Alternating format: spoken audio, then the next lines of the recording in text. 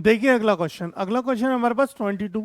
A child has a dice, एक child के पास एक डाइस है, ठीक है, whose 6 faces shown the letter as given below, और जिसके, ये डाइस थोड़ी स्पेलिंग गलत दे रखी है, ठीक है, डाइस ये होता है, तो 6 faces shown the letter as a given below, ये लेटर हैं जो उनके 6 फेसेस के ऊपर दे रखे हैं, A B C D E और ए मतलब अब यहाँ पे ध्यान से देखोगे तो ए रिपीट हो रहा है, यानी दो दो बार ए आया है ना, ये बात ध्यान रखने वाली है।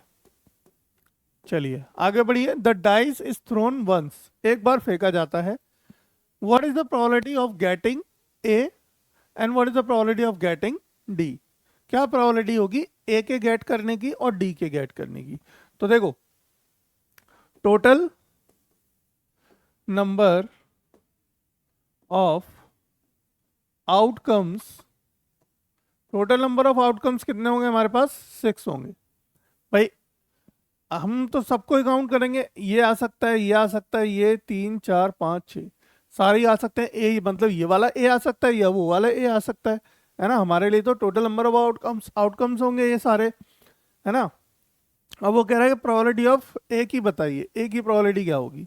तो ए की प्रोबेबिलिटी निकालने के लिए यहाँ पे ए को काउंट करो, कितनी बार है, 2 बार है, तो पॉसिबल कितना हुआ, 2, 2 बार पॉसिबल हुआ, टोटल कितने हैं, 6, तो ये कटेगा, बिल्कुल कटेगा, 2 एकम 2, 2 3 6, प्रोबेबिलिटी क्या निकल के आई, 1/3 निकल के आ गई।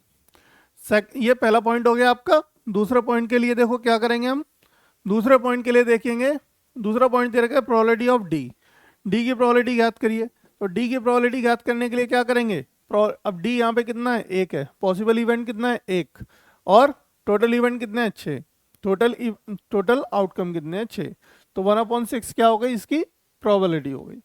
सिंपल था एकदम, है ना। और इसमें देखेंगे अगर ऑप्शन किसी से मैच कर रहा है तो ये 1/3 1/6 1/3 1/6 1/3 1/6, यानी कि आपका ऑप्शन नंबर बी से ये मैच कर रहा है, तो इसका ऑप्शन नंबर बी आपका सही आंसर होगा। ठीक है ना बेटा।